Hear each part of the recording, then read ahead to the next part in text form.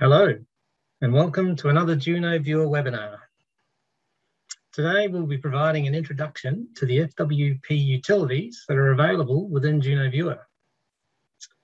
My name is Sean Rainsford, and I've been working at Lonrix now for about 2 months, and I'm still trying to work out what I do. However, I think I have been referred to as a super user in my history. And I was involved in the good old days when we had JunoViewer, or actually Juno Desktop, and hence have been involved with the evolution into the JunoViewer web. And I guess we find it's the perfect tool for inquisitive engineers out there, which hopefully we've got a few of you online and watching this video.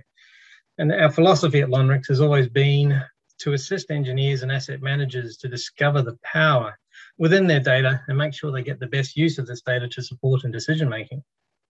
So let's go through today the outline of what we're going to talk about. So today we're going to be discussing obviously the FWP program utilities, FWP utilities.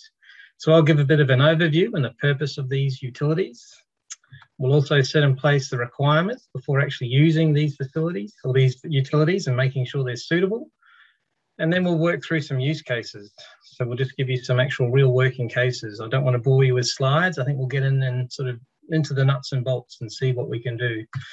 Of course, we also have our online support. Should you wish to refer to some of these sort of tips and tricks later on, we have the online support web, and we also, of course, have YouTube, the channel. So this webinar will actually be available on YouTube on the Lonrix channel. So please subscribe. So overall, the FWP utilities, what is it all about? In many ways, we think there's two main purposes that you want to be using the FWP program utilities, and they are for your segment management. So those are the sections that you're actually using in your FWP program management. So that's one part of it. And of course, the other part is the modeling support. If you are undertaking any FWP program modeling within the JunoViewer framework, there's some really useful little utilities inside here that'll help you save some time, I guess, in many ways. But at the precursor is you do actually have to have a FWP program available within JunoViewer. Now, there's other webinars and online help to assist you with creating your FWP program inside JunoViewer to load it up. So please look at that before you start utilizing these utilities. And I guess there's also an expectation that you're aware of your data, you're aware of your structure, and you know what you're trying to achieve with your FWP program sectioning. So the good news is all of these utilities that we're going to be showing you today have all actually evolved over time from the feedback from our users. So again, if you are struggling on certain aspects of your FWP program management and your modeling, please send through ideas to support@lonrix.com. We're always keen to continually evolve these utilities and try and make, I guess, the whole life of a modeler easier, and also life of the asset manager easier as well. So what are the options sitting inside the utilities? There are quite a few. So there's basically grouped into 5 areas. So what we have is we have some basic FWP program functions, which we'll talk about soon. We have some cloning around your segment set, so that makes it easier than versus download and re-upload. You can actually use some nice little tools to clone your FWP program. We can calculate rankings within your selected FWP program. We can actually have a beta version of a joining and maintenance information. And again, we'll talk some detail about this very soon. And we also have a thing called the info columns calculate. Now, again, within your FWP program, you may be aware you've got a lot of info columns sitting in there. And also when you're managing your program out in the field with the fit tool, you may be doing some section editing and some certain features. So we've got a capability sitting inside our utility functions that'll calculate a lot of those factors that you may have adjusted while you're doing your work. So all of these utilities only take place on a selected FWP program segment set. So that's the first thing that you really got to do. So the basic FWP program functions. Now there's quite a lot here. And what I'll try and do is each one of them, we'll just go and have a bit of a play online. So the first function that we have available sitting inside the utilities is to generate a set of committed treatments. Now you may ask why you want to do this. I find this a very useful tool. If I actually have a working FWP program for the current season, like the season coming up that's been approved and ready to be used, but I also want to undertake modelling of the future work into the other sites which haven't been accounted for just yet.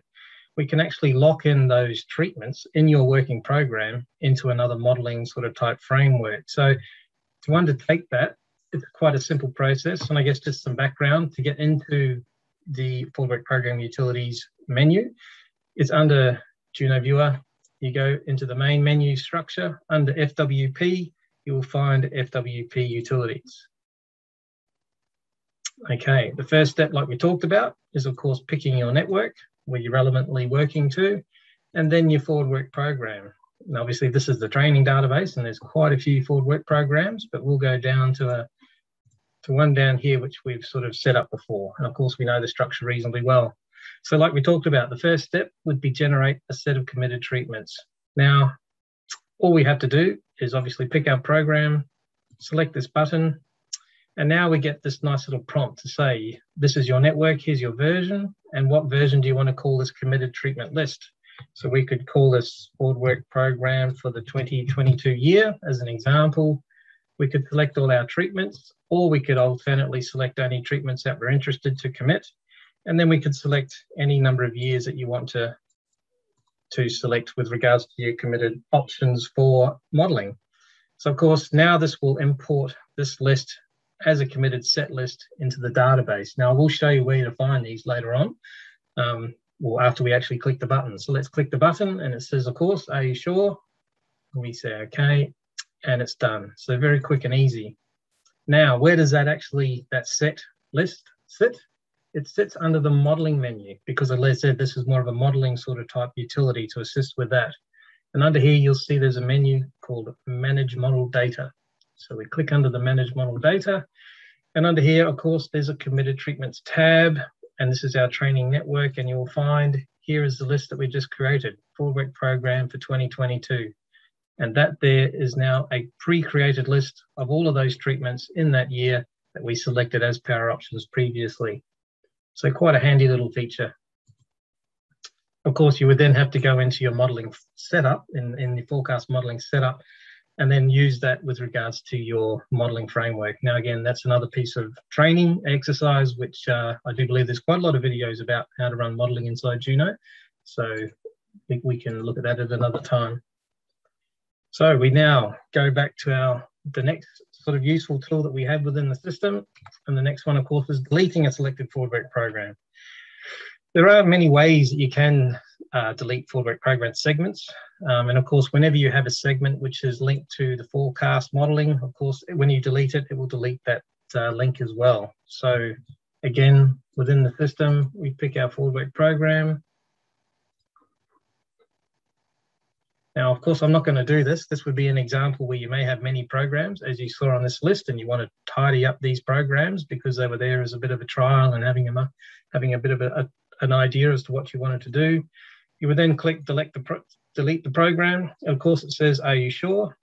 All forecasting setups associated with this will be deleted as well. And of course, you would click OK if you're sure that that's to happen. But do not fear. The beauty of the JunoViewer web is, of course, it's backed up quite frequently. So you can get this back if it's recoverable. So the next feature that we have is deleting info columns. Now, we talked about FWP program. You generally have some information columns or some details around your attributes, around your sections, such as top surface or condition data or maintenance data.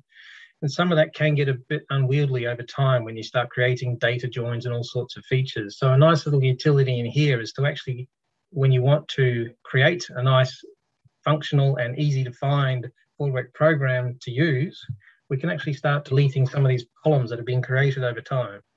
So again, you've picked your program, you delete the info columns, and it comes up with a complete list of all the info columns that you currently have in that FWP program segment set. And you can pick and choose whichever ones that you may want to delete at your own liking. So again, a nice little feature there to keep your segment set relatively tidy and well looked at, well maintained. We also can clear all treatments on your selected FWP program. And again, this one here, you'd need to be quite careful that you're undertaking what you want to do. The main reason we do this, it's sort of linked to the cloning process that we'll talk about soon. You can actually clone a whole forward program, but of course, when you associate a different DMS or a different treatment naming convention to that forward program, it won't work with the naming convention that you've cloned. So the easiest thing to do when you're running such models is to actually clear all the treatments first. And again, a simple case of clicking on the button, are you sure? And that will pretty much all of the treatments, codings, all of the treatments that you have in those forward program will be deleted. So again, it can be quite catastrophic. So do make sure you're working on your forward program and the correct one before you undertake that task. The next good feature is the area group name. Now, I guess if you're aware of how JunoViewer modeling framework works, there's a couple of columns which are prerequisites, and the area group name is actually really useful from a reporting point of view and also from a summarizing point of view.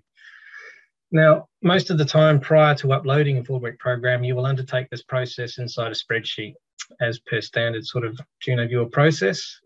But in time, when you're making changes and you're doing certain things to your program, of course, these changes with segment changes or section extents or changing different things will influence the area group names that you had predefined at the start. So there's a nice little tool where you can actually go into here and use your predefined subgroups. So if you're, or segment groups, I should say. So segment groups are predefined inside the system. There's another webinar relative to how you create segment groups. So that could be like section A or region A, region B, region C, for instance, or you could have ONRC, or you could basically have your own pavement groups, however you would like to slice and dice your network with regards to how you want to report on it. And then again, all you would do is with a predefined list, and I guess this here is linking directly to our segment group list, we just select which group we want to populate, and then we will click OK, and that would take obviously the road ID start and ends, or the section ID, location from and location to from those segment groups, and align it to your forward program segments. So it takes the most length, or the longest length within the join. It doesn't, there's obviously no length weighting averaging or no data here, it's all just text. So it's going to take whichever one fits the majority of that, your forward program segment relative to your segment group. So good feature. Now this next one is relative to using fixed length. Now I wasn't quite sure, I haven't used this personally myself too often, but when I did have a look at it, it's actually quite powerful. So what it does is it actually, you can define an area group name with nominal length fixing. So you can say actually, well, I want to summarize my network by 5K lengths. Again, so what the process would be is like the group length, you provide a meterage here. And again, you could put in like, say 5 kilometers. And then you can either have, and this, when it says select either section name or section ID, that's going to be the reference on the first few sort of text features on that naming convention that's going to be put in place.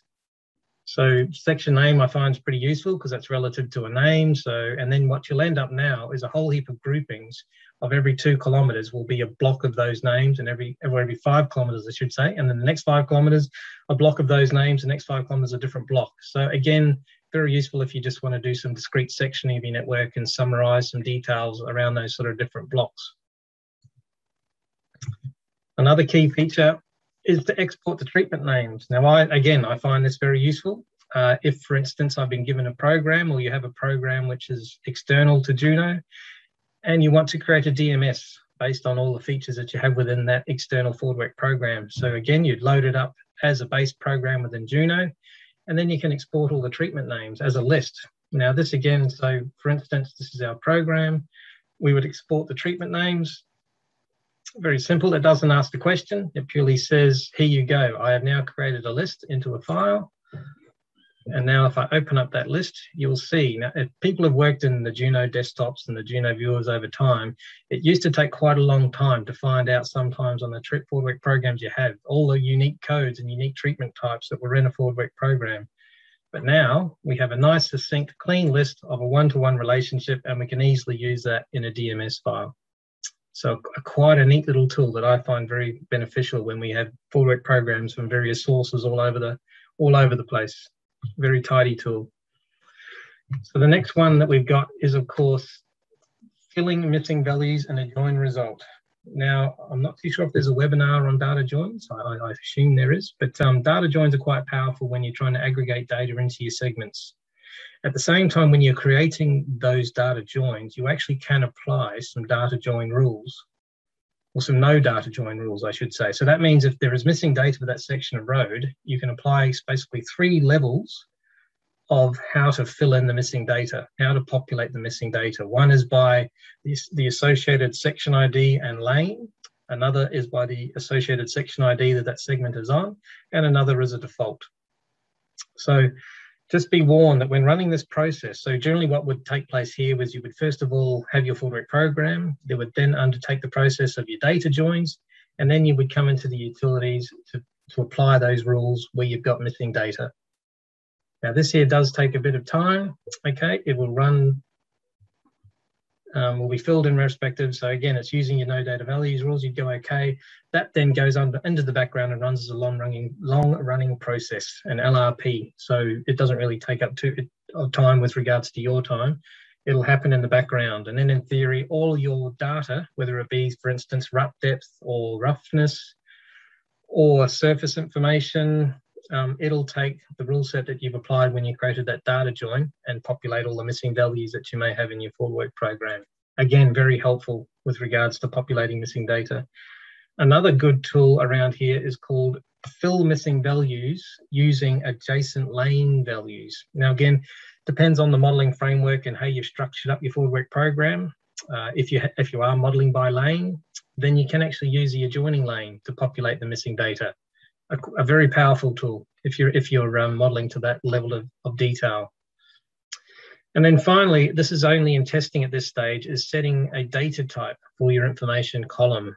So that means we would be able to find, I guess looks as though we don't have any setups that currently in place, but we would have a setup created and we would be able to, of course, it's still in testing. So that's why we haven't got quite the results going through yet, but we can define data types. And if you define those data types, of course, that means that when you load data up or reload into a forward work program, there's going to be some rule sets applied. You won't be able to have no data, or you won't be able to have text in a number field, and you won't be able to have date in a non-date field, so to speak. So a handy little tool when you're managing a forward work program on a very sort of stringent detail. But at this stage, it's still in testing, I believe. So we don't have too many examples to show there. So what else can we do in the utilities? We can also clone the forward work program like we talked about. Now, this clone, when you are cloning your forward work program, it will also clone all of your DMS and model data as part of the clone process. Again, very beneficial if you're undertaking multiple runs of models or you're doing some testing and model development around different parameters and different sort of things that you're looking at. You can clone by basically taking a number of rows as a sample. If you're actually undertaking some testing in some DMS files or some methods that you're trying to apply, you can just look at a sample and have a play, or you can take a whole segment group if you just want to run a model for a segment group independently of the entire section of the entire network. So again, very, very useful when undertaking. So this menu item is purely just down here. You'll see by default, it gives you a clone of. I would recommend that you come up with a naming convention, which would be somewhere beneficial. And you could say this one here is now November 21. And then we could take, and I guess if you want the entire network, you just put an exorbitant number in here, which means that it's going to take all of the rows that you've got currently in your forward work program. Of course, if you found you're interested in the top 100 rows, then you'd take 100. And again, the segment groups, again, you would have to rename this to the name that you wish to apply. And this could be a segment group, so you could call it ONRC arterial, and then select the segment group. And of course, it would say which one would you want. At the moment, we've got Highway 1, and then we would go start clone. So I guess we would probably call that Highway 1 instead of ONRC.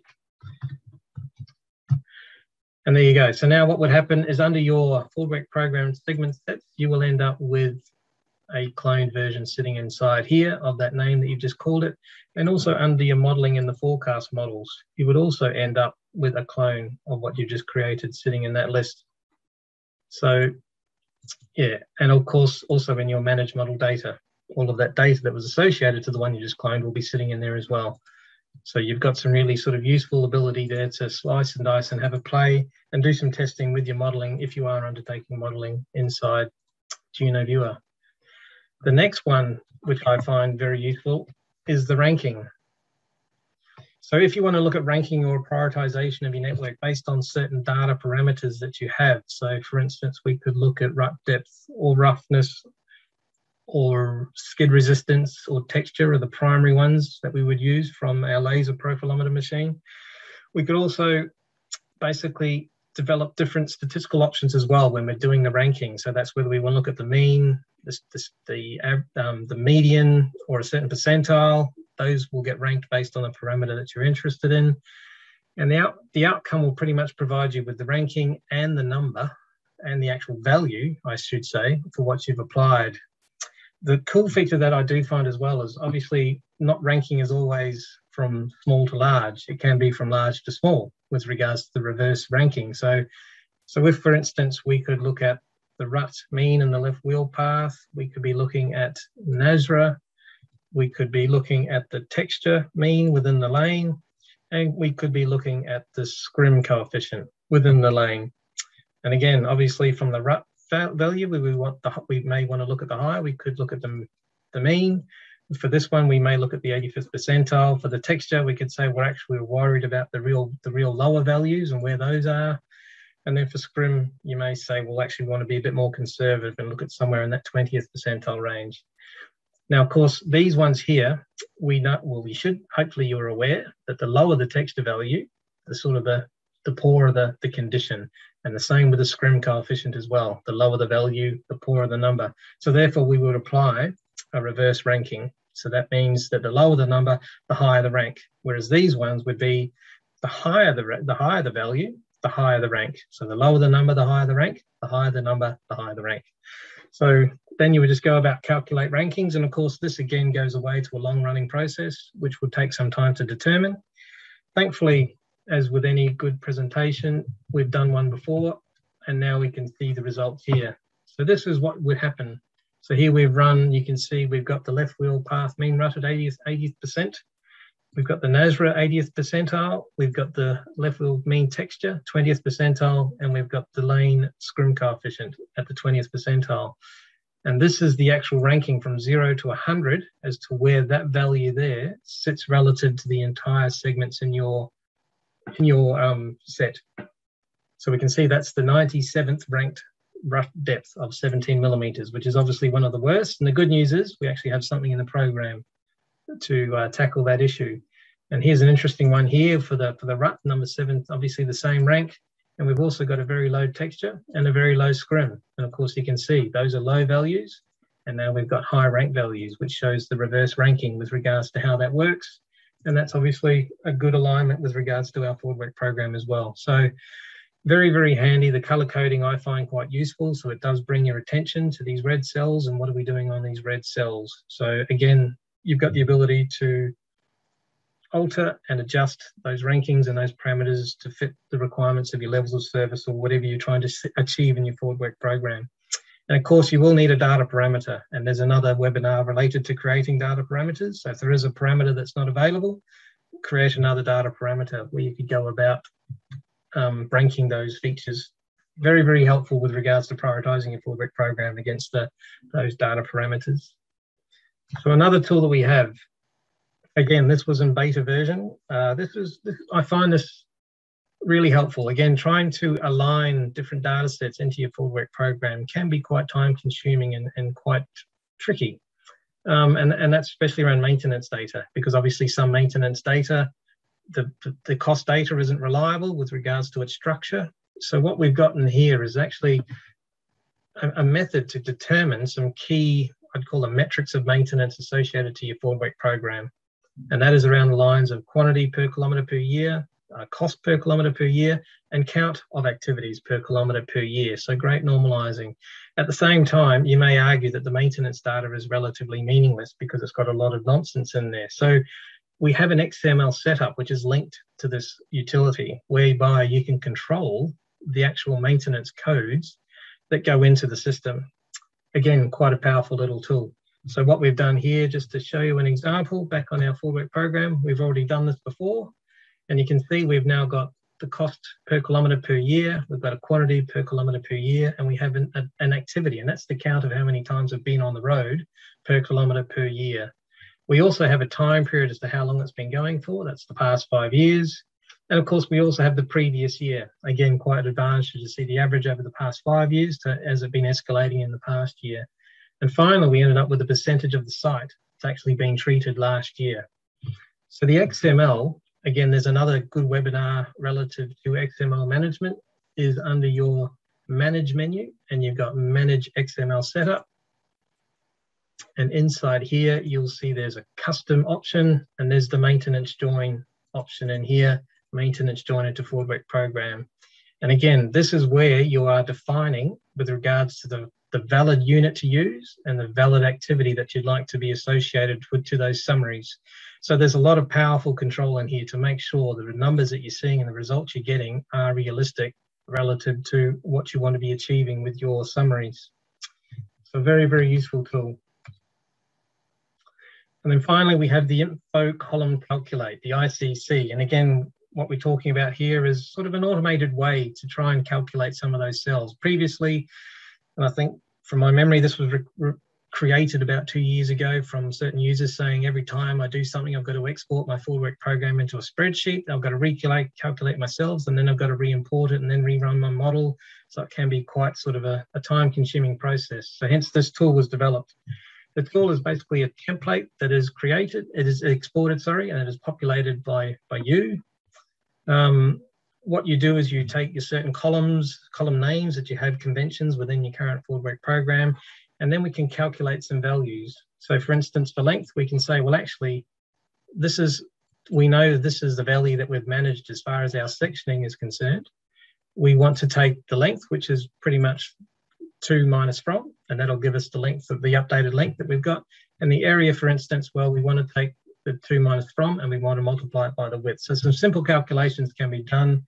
We then go into the JunoViewer, into our utility menu. Of course, once you've populated the template, you have to upload the template into this bottom page down here. Here's one that we've done before, but again, to select, once I've created that spreadsheet, I would save it, and then I would upload it into the system, which is this one here. It then creates available, then you'll see I've got a file to use. I would use that one there, and then I would update my, going away and recalculating the length, the area, and some of those other features. I don't think my info columns are actually being set up correctly there. So therefore, in summary, those are some of the key tools around the forward program utilities, which I find very useful, and hopefully you guys find very useful if you're wanting to manage your segments and come up with some key shortcuts and sort of helpful guides around your modeling sort of process. So that's all for today. I guess if there are any questions in the Q&A, I'm not too sure.